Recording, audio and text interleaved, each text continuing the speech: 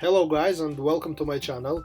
Today I will show you how to block or unblock a contact in your WhatsApp.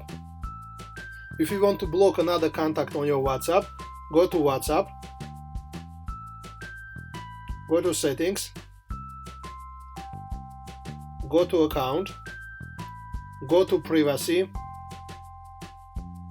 go to blocked, and here you can add or remove another contact in your block list. If you want to block a contact in your WhatsApp, tap add new,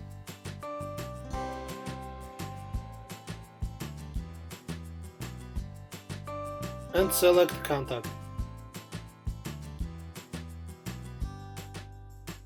If you want to remove contact on your blocked list, go to blocked, tap to contact, scroll down and tap unlock contact.